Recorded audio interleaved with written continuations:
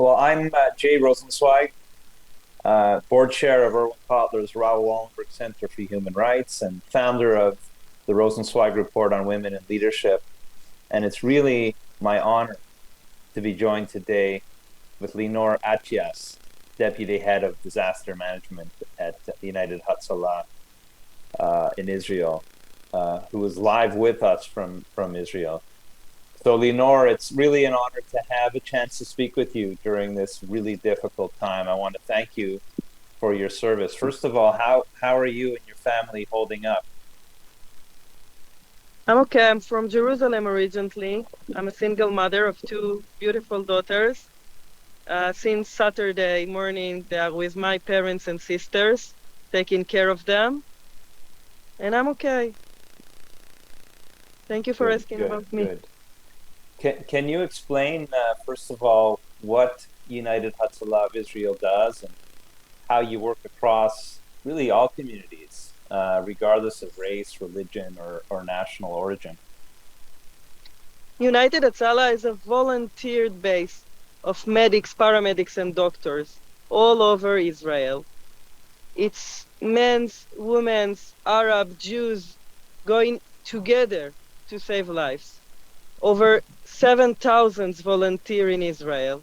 They can be just teacher, kindergarten, a lawyer, but if they are the nearest volunteer that can answer the call, they will be called by the dispatch center with the communication device that they are receiving from us, and they will be there within 90 seconds or less, That's treating the incredible. patient, stabilize the patient up until the ambulance will arrive, which will take time up until the ambulance will arrive.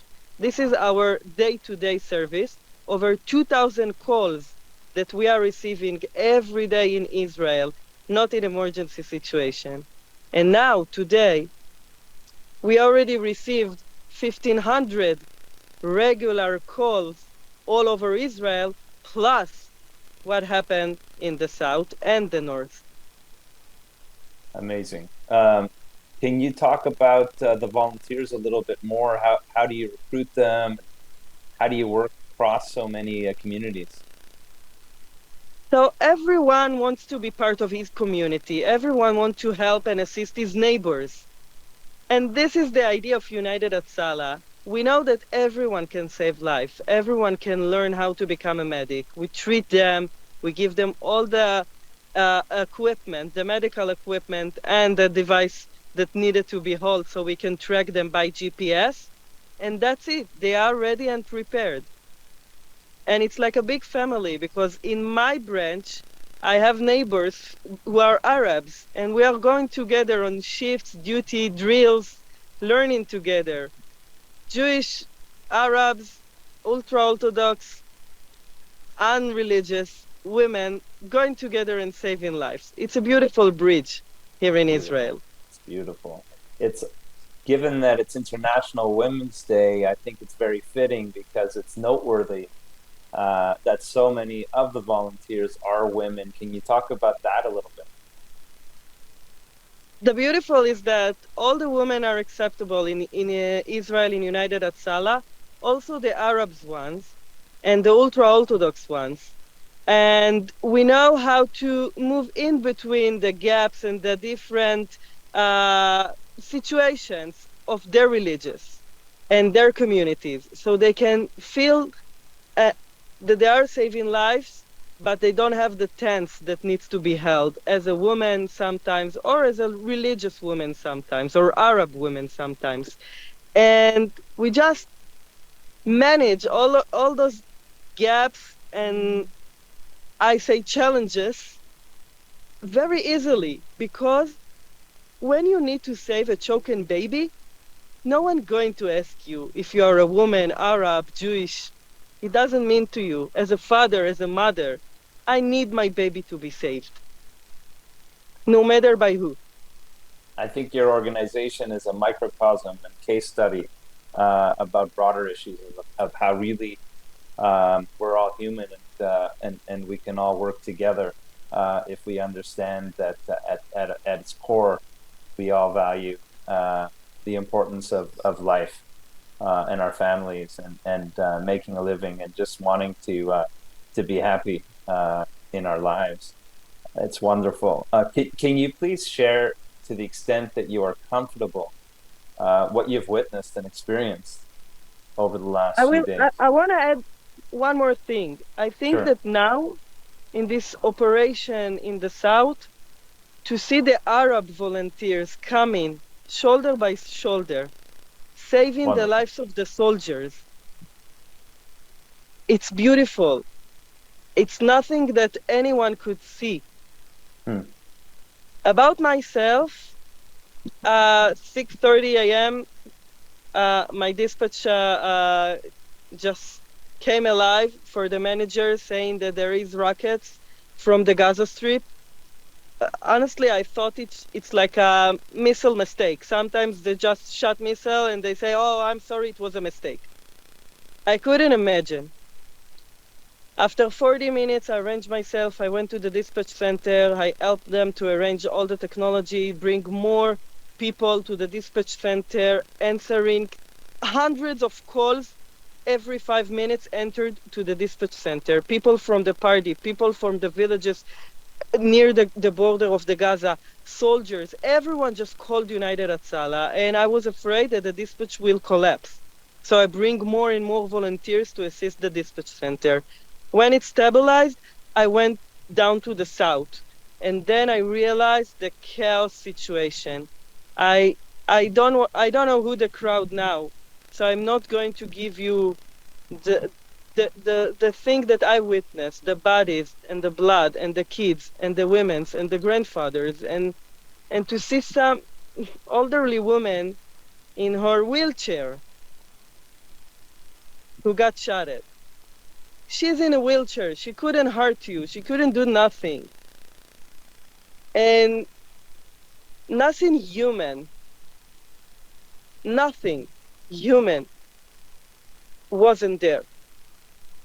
And I've been in Ukraine, I've been in Moldova, I've been in the earthquake in Turkey. I just came back from the earthquake in Morocco. I lead the mission, the United Hatzalah delegation over there. I never witnessed such a mask terrorist without any heart, without any heart. Um, then we had the second step to take out the injuries, to take out as many people as we can when we are still under fire, when we know that there are many terrorists in between that can just jump on us. And unfortunately, we had some volunteers who got injured, who got shot at, but we managed to rescue them. And we have 4 volunteers who passed away, brave volunteers who tried to save someone's life, and they cannot come back to their family right now. And then we had the situation with the babies. We had twins, 10 months old, their parents murdered, and they were near their parents.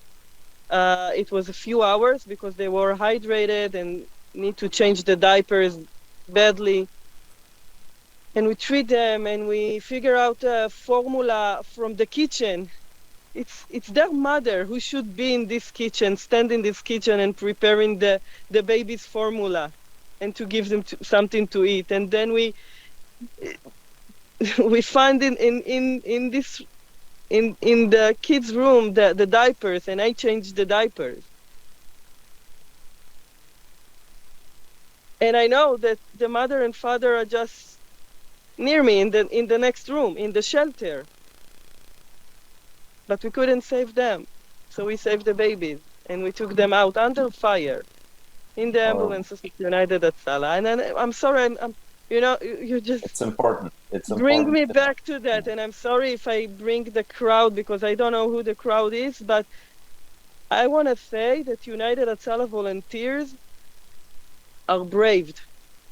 We are the only ones who took the decision, the right decision, to go inside under missile attacks, under fire and shooting from the terrorists, so we can save as many people as we could. And we saved hundreds of people by making this decision. Hundreds of people of Israel were saved only because we took that risk. Kol hakavod. Thank you so much for your bravery. It's greatly appreciated, and it's greatly known worldwide. So thank you. It's particularly hard to hear the stories of women and girls and elderly, and all that they have had to endure and to continue to endure. Are there support systems in place for women and girls who have been traumatized? So let's speak about the medics. United Hatzalah immediately during Shabbat Mm-hmm. opened the hotline for the medics themselves, for the volunteers, with all the psychotrauma unit, all the managers of the psychotrauma unit answering the phone calls. Then, when someone just ended the shift and went home, he received a phone call. I received a bunch of phone calls. Lenore, stop. Let's speak about what just happened to you. How do Mm-hmm. you feel? I need you to ventilize that. Mm-hmm. And they monitored all day, all night, the volunteers and their families, because some wife of a volunteer, she worried. He didn't answer for hours, and she didn't know what happened to her husband, trying to save someone's life, but she don't know what's going on with him. So we treated also the partners of the volunteers. About the civilians and the soldiers, all of them are traumatized, all of them. And we open the circles of treatment. We open special tents for the psychotrauma unit with the psychotrauma unit volunteers of United Hatzalah to meet them, to speak with them, to help them processing what happened, and to tell them, you are safe now. You are safe. Because they don't feel safe right now. And this is the main thing, the most important thing that we need to tell them. You are safe now. We are with you. How do you personally find the strength to keep going each and every day to fulfill the important mission that you have Because to I'm work on every day? I'm part of the leadership of United Hatzalah, and it is emergency organization. Mm-hmm. So we have the drills, we have the expertise, we know how to manage situation because we are preparing for them as managers. I'm also still doing my IDF reserve service. And this morning I was at the IDF dispatch center, finished my shift. Right now I'm in my uniform of United Hatzalah, going to manage the night shift. And it's the adrenaline that holds me and everyone else. So From all of my that's it. discussion, from all of my discussions with IDF soldiers and all of my research and of course everything that we see in public, um, we understand that this is a conflict that's different. Uh, that it's a different situation in many ways. Does your strategy change in this really really horrible situation, or is it similar in terms of approach?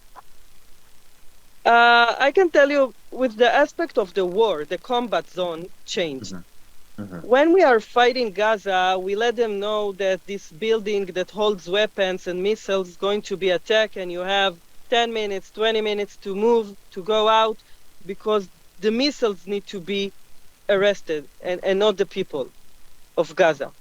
When we entered with tanks, we managed the combat field outside of Gaza, on the open field of Gaza. Mm-hmm. Right now, the combat field is inside Israel, in the cities of Israel, in between the Israeli civilians. And it's a different combat zone. Mm-hmm. So yes, of course, the strategies must change.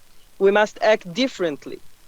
It took time up until we could manage to get out to rescue all the civilians.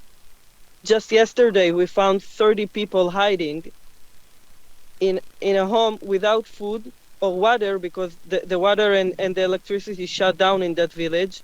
and they were afraid that maybe terrorists still outside.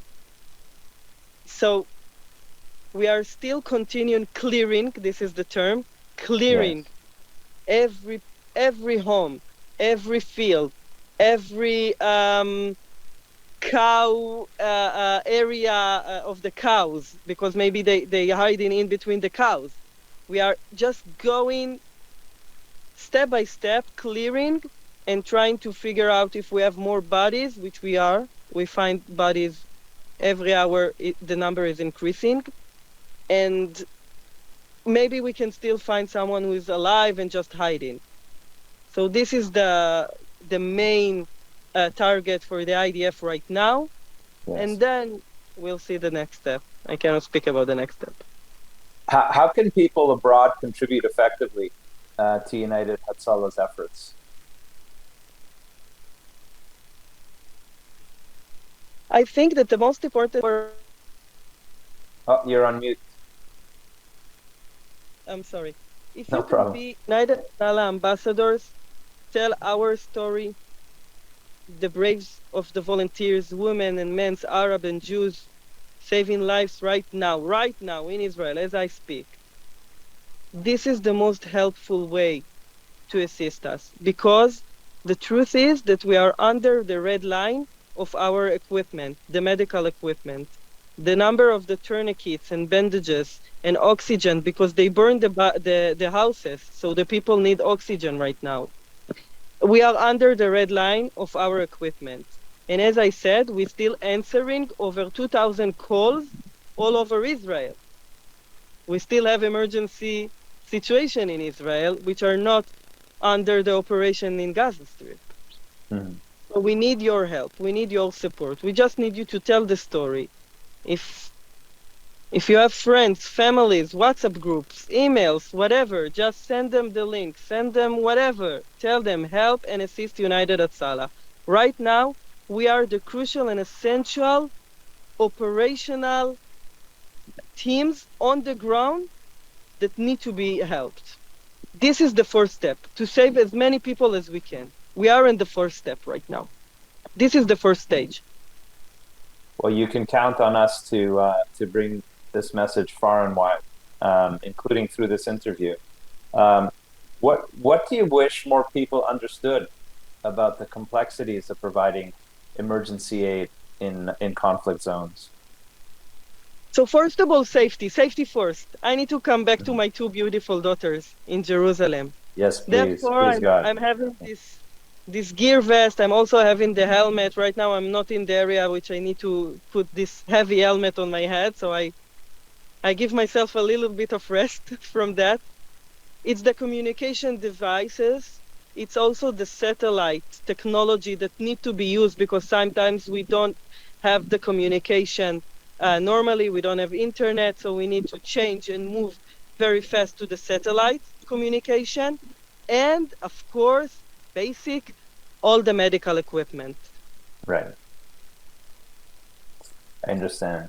Um, well, thank you very much, Lenore. I know you have a lot of work to get back to. I want you to know that from here in Canada and across the world, we appreciate you very, very much. I want to thank Shelley Zalis and Female Quotient for giving us this platform to bring more attention to the situation right now in Israel and the great work of Hatzalah. Uh, and just wishing you good health and ultimately Amen. peace. Amen to everyone. Thank It's you. wonderful to meet you. Thank Take you care. so much. Bye bye. Thank you. Bye bye.